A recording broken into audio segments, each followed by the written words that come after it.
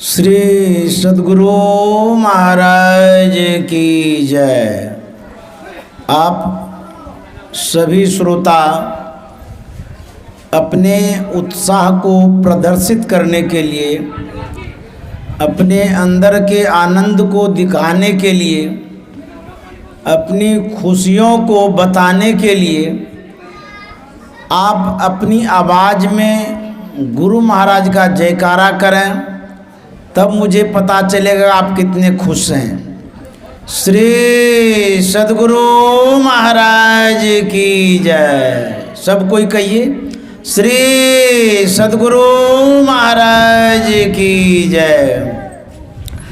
बंदो गुरुपद कंज कृपा सिंधु नर रूप हरि, महामोहतम पुंज जासु बचन रवि कर निकर। श्री सद्गुरु महाराज की जय।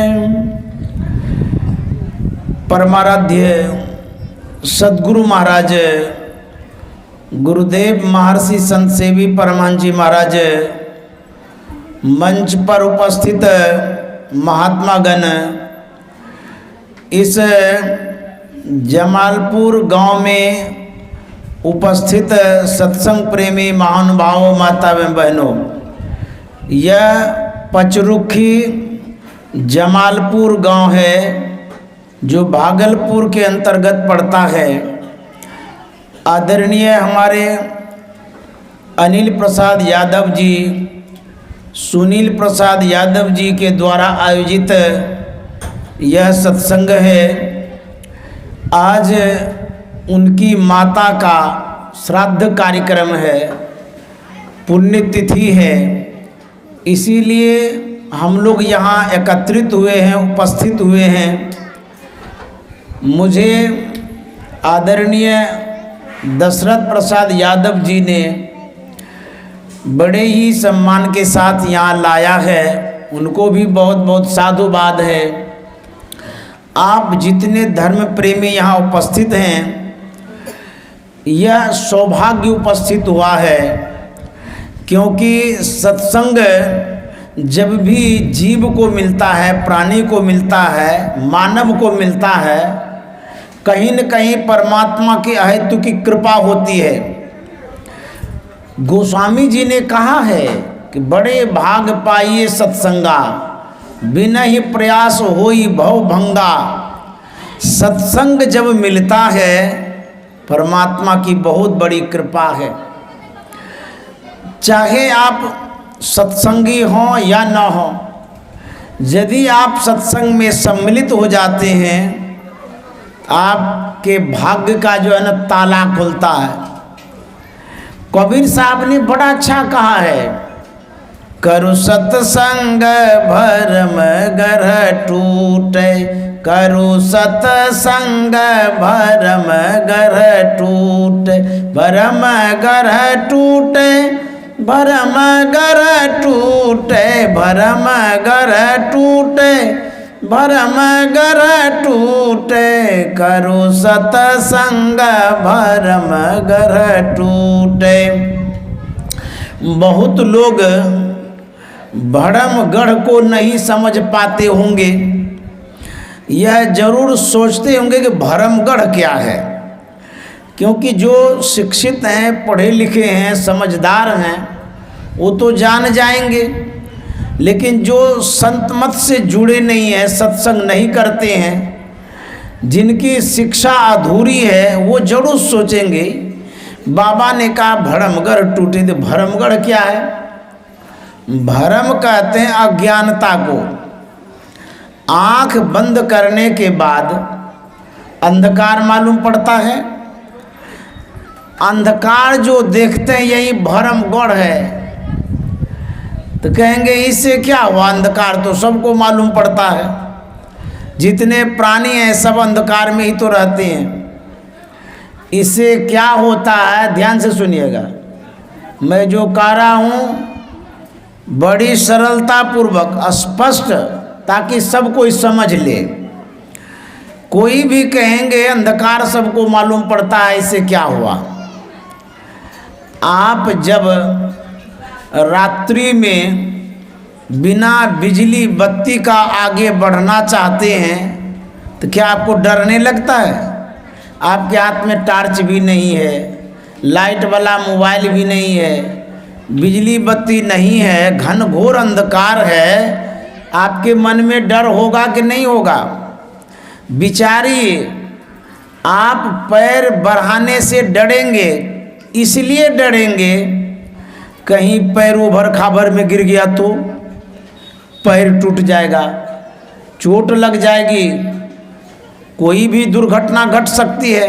अथवा आपके मन में होगा रात्रि का समय है, आगे पैर बढ़ाएंगे कहीं सांप कीड़ा होगा तो, होता है ना डर, चोट का डर लगता है। कोई हिंसक प्राणी आप पर वार करे इसका भी डर लगता है। राधा स्वामी साहब ने कहा है, इस नगरी में तिमिर समाना, भूल भरम हर बार, खोज करो अंतर उजियारी, छोड़ चलो नौ द्वार। किस नगरी में? शरीर रूपी नगर में अंधकार समाया हुआ है, अंधकार ही अंधकार है। तो राधा स्वामी साहब कहते हैं खोज करो अंतर उजियारी, हमारे अंदर में अंधकार तो है, राधा स्वामी साहब कहते हैं प्रकाश भी है, अंदर में अंधकार ही खाली नहीं है, प्रकाश भी है, लेकिन प्रकाश खो गया है, हेरा गया है। कहते हैं ना भूतला गया है, कोई सामान खो जाता है तो कहते हैं भूतला गया, हेरा गया। तो प्रकाश अंदर में है लेकिन खो गया है, कहाँ चला गया? कहते अंदरे में जब है तो गया कहाँ है? गया कहीं नहीं है, आवरणित हो गया है, ढक गया है। लाइट को यदि आप ढक दीजिएगा, रोशनी तो हो रही थी लेकिन ढकने के कारण वो रोशनी भी ढक गई, लाइट कोई काम का नहीं होता है। तब आवरण होने से वह प्रकाश भी धूमिल हो जाता है, अंधकार जैसा हो जाता है। तो अंदर में प्रकाश है लेकिन जो अंधकार है उस अंधकार के कारण वो दिखता नहीं है, दिखाई नहीं देता है। तो हम लोग अंधकार में हैं। आज जो यह कार्यक्रम हो रहा है, स्वर्गीय रेशमी देवी जो माता जी थी अनिल बाबू सुनील बाबू की, उनका देहावसान हुआ, पुण्यतिथि मना रहे हैं, श्राद्ध कर रहे हैं। तो उन माता को भी बहुत बहुत धन्यवाद है। उनकी आत्मा जहाँ भी हो, उनकी आत्मा को शांति मिले, यह हम लोग कामना करते हैं। क्योंकि यह कार्यक्रम रेशमी देवी के निमित्त है, यह जबकि शोक सभा है, श्रद्धांजलि का भी सभा है, पुष्पांजलि का भी सभा है। हम लोग उनके प्रति अपनी सद्भावनाओं को व्यक्त कर रहे हैं। ऐसा इसलिए करते हैं क्योंकि जब तक माता जी रेशमी देवी जी सशरीर में थी, घर परिवार के साथ थी, कुटुंब समाज के साथ थी, कुछ न कुछ वो भला करती होंगी। अन्य की भला करे न करे लेकिन बाल बच्चे की तो भला करती होगी। बच्चों को जन्म दिया, पोसा, पाला, खिलाया, पिलाया, पढ़ाया, लिखाया, इतना तो सब माता जी करती हैं। उसने भी किया, रेशमी देवी माता जी ने भी यह काम किया है, तब तो आज उनका लड़का मेडिकल में काम कर रहा है। उसके बाद माता जी ने घर को संभाला। यह जो उपकार माता जी का है, या कोई भी व्यक्ति संसार से जो जाते हैं उपकार करके जो जाते हैं उसी के बदले हम लोग श्राद्ध करते हैं। श्रद्धा से जो हम करते हैं उसको श्राद्ध कहते हैं। कोई भी व्यक्ति जब उपकार करता है कुछ न कुछ देना चाहिए उसको। तो जब आपके सामने कोई व्यक्ति होता है तो पैसा देते हैं, या मुंह से भी मदद करते हैं, हाथ से भी मदद करते हैं, सहयोग करते हैं। जो व्यक्ति हमसे दूर चला जाता है अर्थात जिनका शरीर छूट जाता है उनको हम क्या दें, कैसे दें? यही जो श्रद्धा आपके अंदर में है, जो श्राद्ध कर रहे हैं, यही देना है। उन आत्मा को हम समर्पित कर रहे हैं। क्या? भावांजलि इसको कहते हैं। जो कुछ भी यह यज्ञ कर रहे हैं, चाहे पिंड दान कर रहे हैं या सत्संग कर रहे हैं, यह उनके प्रति समर्पित करना, देना है। उनको हम अभी क्या दे सकते हैं? ये सत्संग हो रहा, यही ज्ञान यज्ञ है, यही दे रहे हैं। उसके बाद हम लोग उनका गुणगान करते हैं, नाम लेते हैं, यश गान करते हैं। उनको जो हम लोग याद करते हैं, नहीं बड़ी अच्छी थी, बड़ा अच्छा विचार था, हिलमिल के रहती थी, सबों से मधुर वार्ता करती थी। यह उनका जो संस्कार था, उस संस्कार से हम आप प्रभावित हुए। कहीं न कहीं उनका सद्व्यवहार हमें अच्छा लगा, इसीलिए गुणगान करते हैं, नाम लेते हैं। तो संत महात्मा यही कहते हैं, यदि आप सत्संग कर लेते हैं, सभी यज्ञ उसमें हो जाता है, क्योंकि ये ज्ञान यज्ञ है। इस यज्ञ के बाद और कोई यज्ञ करने की आवश्यकता नहीं पड़ती है। तो सत्संग यज्ञ पूर्ण यज्ञ है, ज्ञान यज्ञ है, और इस यज्ञ में सभी देवी देवता खुश हो जाते हैं। गोस्वामी जी ने परम प्रभु परमात्मा से याचना किया, मांग किया। क्या कहा? देहि सत्संग निज अंग श्री रंग भव भंग कारण शरण शोकहारी। हे भगवान, हमको सत्संग दीजिए, क्योंकि यह सत्संग आपका निज अंग है। यदि इसका संग कोई करता है तो भव भंग होता है, आवागमन छूटता है, मुक्ति होती है, मोक्ष होता है। गोस्वामी जी ने रामायण में बड़ा अच्छा लिखा है। उसमें कहा है, सुनि सम जई जन मुदित मन, मज्जहि अति अनुराग, तब लहहि चारि पल अछत तनु साधु समाज प्रयाग। यदि आप सत्संग में मनोयोग पूर्वक सुनते हैं, समझते हैं, तो क्या होता है? सुनने समझने के कारण आपको लाभ मिलता है। गोस्वामी जी ने कहा कि यह जो सत्संग है भगवान का निज अंग है। अब बुझिए, इस सत्संग में भगवान की चर्चा होती है, और भगवान का जब निज अंग है तो भगवान के संग में हम लोग हैं। इसीलिए शांत होकर के सुनिए, ध्यान से सुनिए। सत्संग बड़े भाग्य से मिलता है।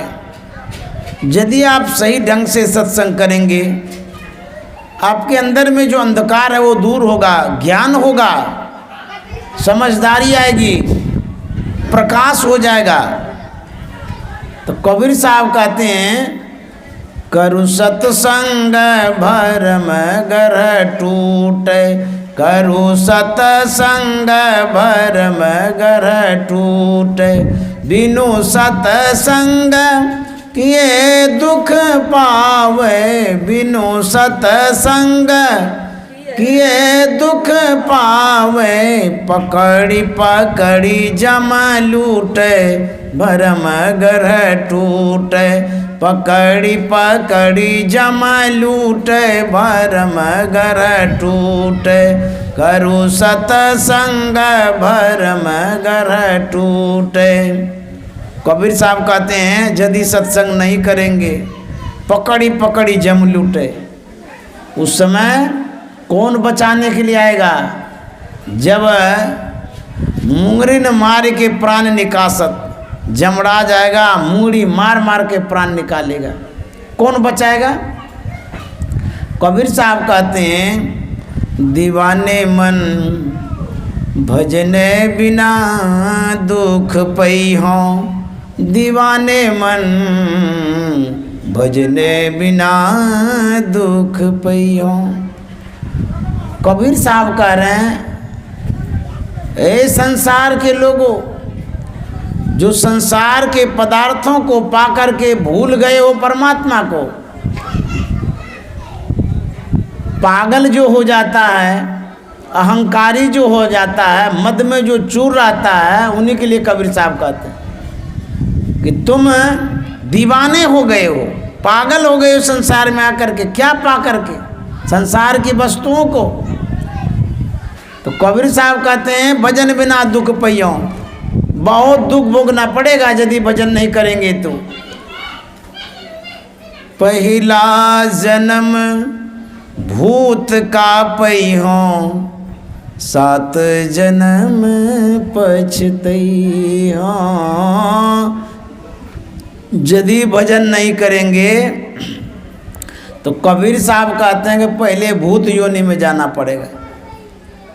अब भूत का गला कैसा होता है? कांटा के समान पतला, जिसको भूत पकड़ता है देखिए पानी मांगेगा। पहला जन्म भूत का पई हों, 7 जन्म पछतई हों। कांटे पर ले पानी पई हों, कांटे पर ले पानी पई हों। प्यास नहीं मरी जई हों, दीवाने मन भजने बिना दुख पई हों। दीवाने मन भजने बिना दुख पई हों। भूत कोई बनना चाहते हैं कि नहीं, भूत कैसे बनेंगे? लेकिन यदि भजन नहीं कर रहे हैं तो भूत तो बनना ही पड़ेगा।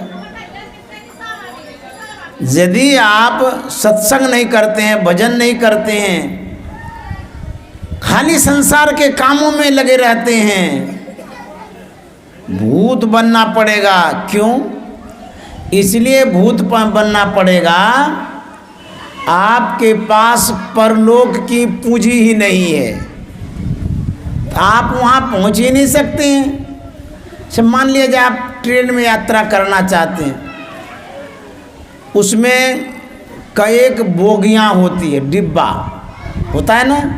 एक होता है जनरल डिब्बा, दूसरा होता है स्लीपर वाला, तीसरा होता है 3rd AC का, चौथा होता है 2 AC का, पांचवा होता है A1 का, होता है ना ऐसा डिब्बा। तो मान लिया जाए आप AC A1 का लाभ लेना चाहते हैं, आपके पास पूंजी नहीं है, पैसा नहीं है, टिकट नहीं है, तो चले जाइएगा उसमें। वहाँ पुलिस रहती है, घुसने नहीं देगी, TT आएगा भगा देगा आपको। तो धक्का खा करके जनरल में जाना पड़ेगा, दुख भोगना पड़ेगा।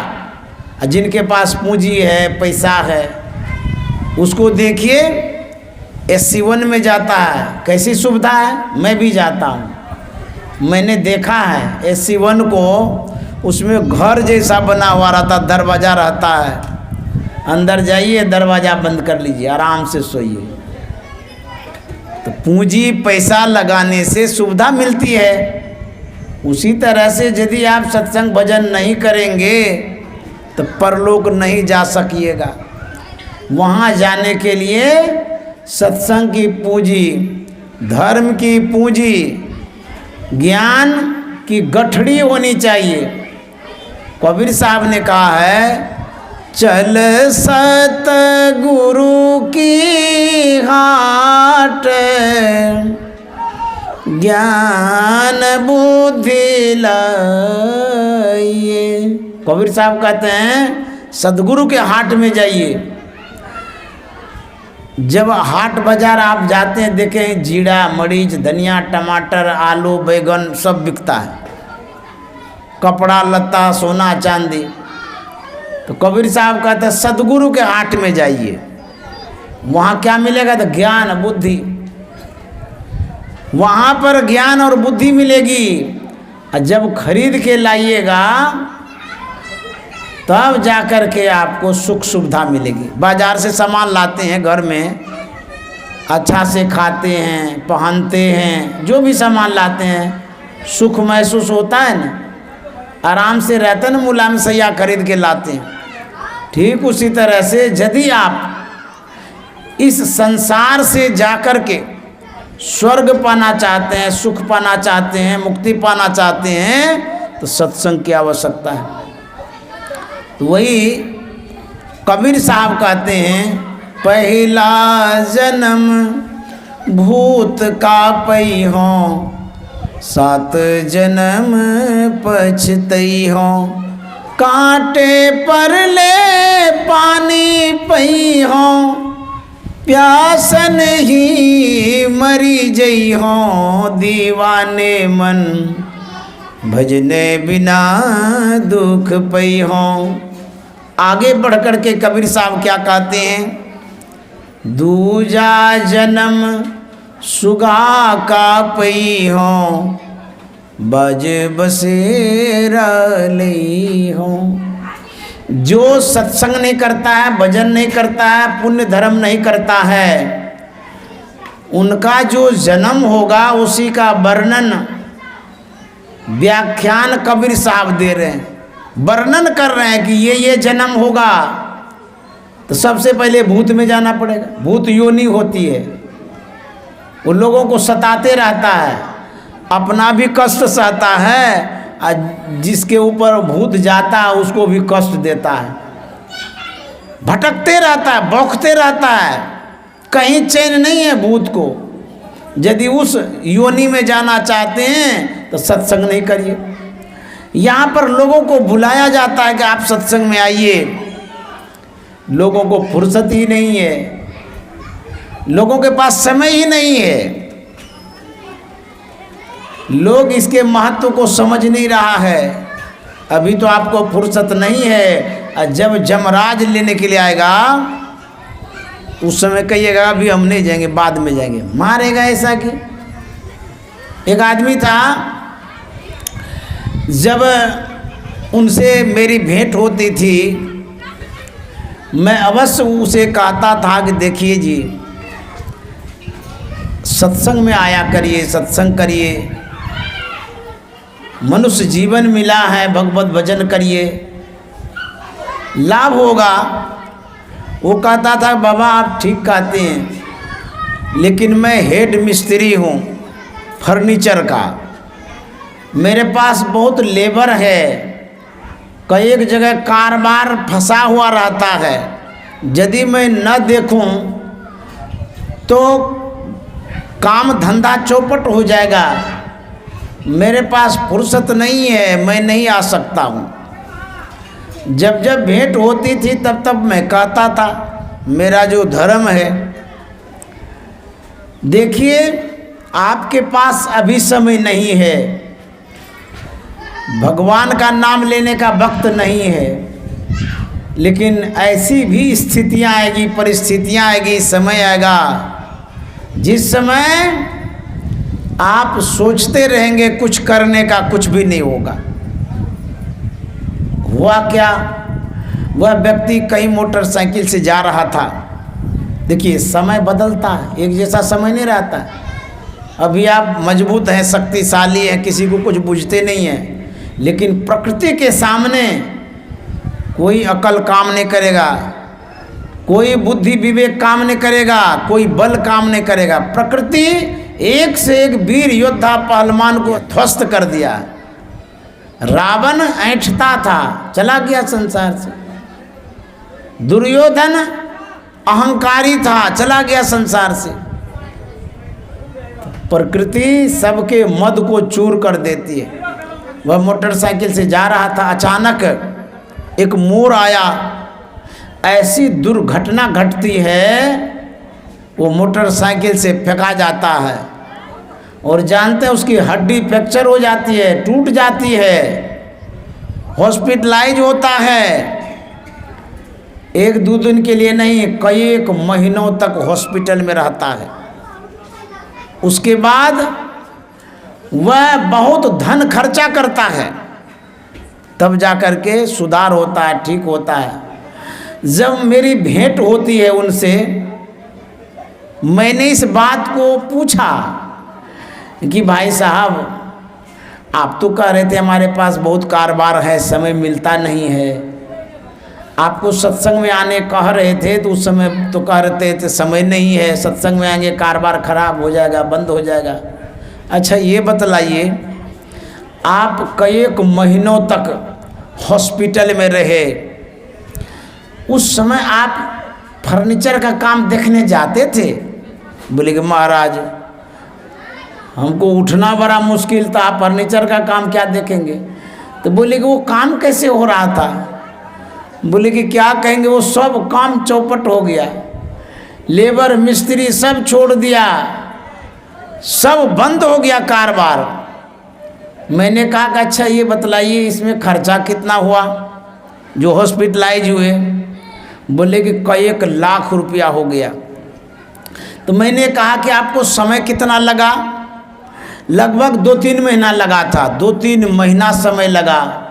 फिर मैंने कहा कि भाई साहब ये बतलाइए, आप यदि मेरे कहे अनुसार सत्संग में आते, जरूर आपकी क्षति होती, मैं मान सकता हूँ, क्योंकि मालिक के रहने से विशेष काम होता है, नहीं रहने से क्षति होती है। मान लिया जाए क्षति होती, आप सप्ताह में यदि 1 बार आते तो जो क्षति होती, या महीना में 1 बार आते तो जो क्षति होती, शायद मुझे लगता है उसे विशेष क्षति आपको ये एक्सीडेंट में हुई है। वो कहता हाँ जरूर ये बात है, सत्संग में जाते, प्रभु की कृपा होती, गुरु की कृपा होती, ऐसी दुर्घटना नहीं घटती, इतना रुपया खर्चा नहीं होता। उसके बाद कष्ट तो अलग से सहे, पैर हाथ जो टूटा, कई 1 लाख रुपया जो चला गया। यदि आप सत्संग में आते, मान लिया जाए कुछ 1000 रुपये की क्षति होती, लाख तो नहीं होती क्षति, कुछ 1000 रुपये की क्षति होती, उतना यदि आप सहते और समझदारी से यदि आप काम करते, तब क्या होता जानते हैं? कुछ 1000 में ही आप धर्म भी कर लेते। लोग कितना रुपया खर्चा करता है ना, और लोग जो है पैसा लगाता है सत्संग में। आप की जो अभी दुर्घटना घटी, लाखों रुपया समाप्त हो गया, पूंजी गई ना, शरीर की भी पूंजी गई, हड्डी टूट गया ना। दूसरा धर्म भी नहीं किया आपने, जब सत्संग नहीं किए, ध्यान नहीं किए तो धर्म भी नहीं किया, आपका धर्म भी गया, उसके बाद धन भी गया, ये शरीर जो है वो भी गया, समय तो गया ही गया। कितनी क्षति हुई, तब उनको होश आया, अरे ठीक है कहते हैं बाबा। तो संत महात्मा जो कहते हैं उसको मानना चाहिए, समझना चाहिए बात को। फुर्सत नहीं है, जब पेट में दर्द होगा ना तब फुर्सत हो जाएगा, जब माथा दुखने लगेगा तब कहिएगा ये गुरु महाराज छोड़ा दीजिए। जब क्षति होती है ना तब लोग समझता है। तो सत्संग करिएगा, एक तो धर्म होगा, ये लाभ हुआ ना, परलोक जाइएगा, स्वर्ग मोक्ष मुक्ति मिलेगा।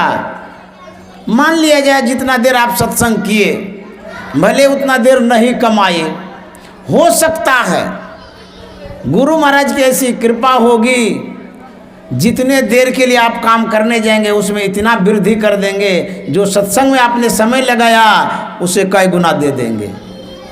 ये भी तो होता है। एक सहरसा के सज्जन थे, एक निष्ठ सत्संगी, बड़े अच्छे सत्संगी थे। उनके मन में हुआ कि हम भी सत्संग कराएंगे। महात्माओं का प्रोग्राम लिया गया, लेकिन बड़ा सत्संग जब कराते हैं तो लाखों रुपया खर्चा होता है ना। तो उसमें लोगों ने पूछा कि जो आप सत्संग करा रहे हैं इसमें कितना खर्चा होगा। बोले कि जो होगा सब हम करेंगे। तो जब पंडाल बनाया गया, व्यवस्था की गई, लोगों को भी आश्चर्य लगने लगा कि कितनी अच्छी व्यवस्था कर रहे हैं, खर्चा तो बहुत ये करेंगे। तो होते होते 5 लाख रुपया खर्च हो गया, अकेले किया वो।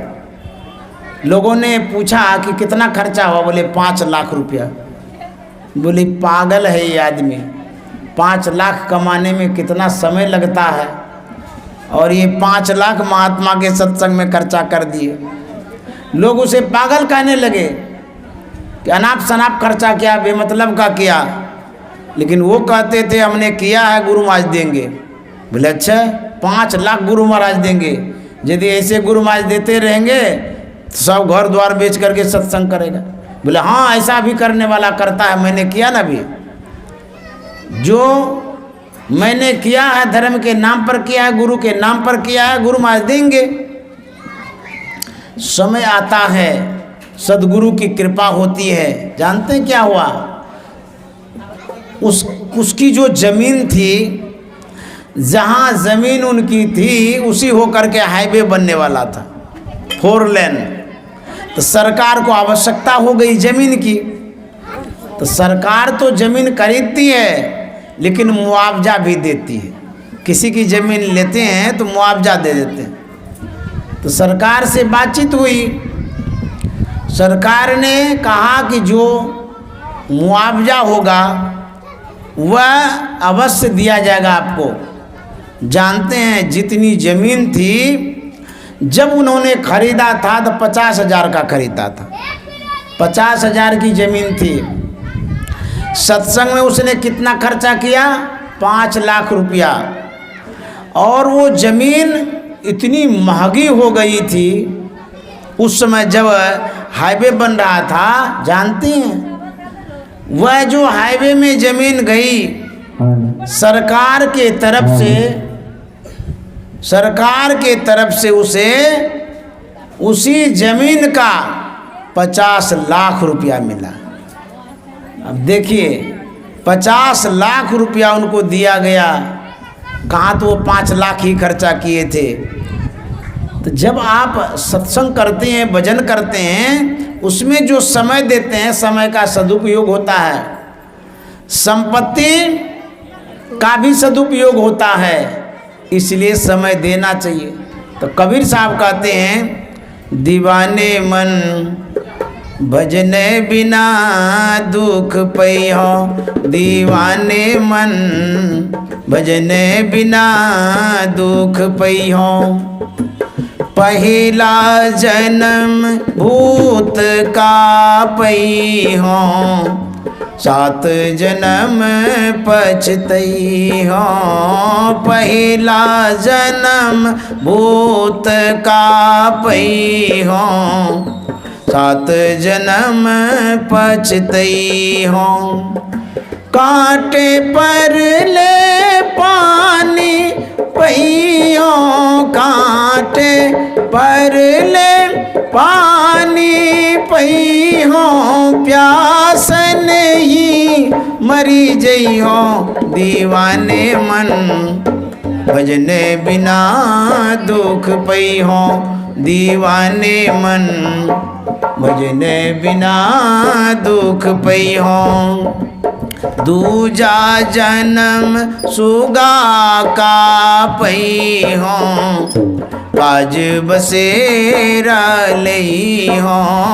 दूजा जन्म सुगा का पैहो, बाज बसेरा लई हो।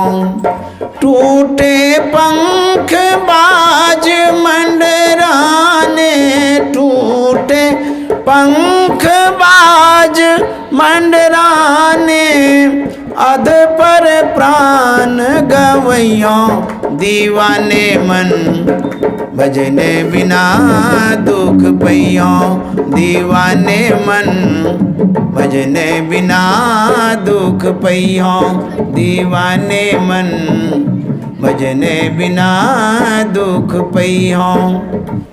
कबीर साहब कहते हैं कि दूजा जन्म सुगा का पैयों बाज बसेरा लियों। यदि आप पक्षी के शरीर में चले जाएंगे तब क्या होगा? अभी तो मानव हैं, सारी व्यवस्था सुख सुविधा कर लिए हैं, खाने के लिए अनाज रख लिए हैं, पहनने के लिए एक से एक कपड़ा रख लिए हैं, सोने के लिए सुंदर घर बना लिए हैं। यदि आप अस्वस्थ होते हैं तो अच्छे अच्छे डॉक्टरों से दिखाते हैं, अच्छा मेडिसिन ले लेते हैं, उपचार कराते हैं। अभी मानव हैं, विवेक है तब ना। अच्छा जरा सोचिए, जो चिड़िया है उसको भी तो पेट में दर्द होता होगा, क्यों नहीं होगा? वो भी तो एक प्राणी है, उसको भी तो भूख लगती होगी, उनका भी तो शरीर है। कल्पना करिए वह पक्षी जो अव्यवस्थित है, जंगलों में है, उड़ उड़ करके जाती है, जहाँ तहाँ चढ़ा चढ़ती है। कहीं दाना मिला तब तो चुग लिया, नहीं तो उपवास। कहीं पानी मिला तो पी लिया, नहीं तो प्यासे मर रहे हैं। जब आंधी तूफान आती है तो हम लोग घर में घुस जाते हैं। लेकिन वह जो चिड़िया है उसका क्या हाल होता होगा जरा सोचिए। जब खूब बारिश होती है हम लोग भीग जाते, थर थर करने लगते हैं। वह पक्षी चिड़िया भीजती होगी, भगवान के भरोसे जीती है।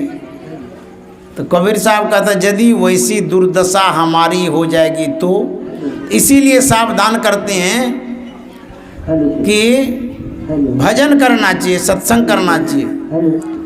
आप लोगों ने बुलाया, सत्संग कराया, इसके लिए बहुत बहुत साधुवाद।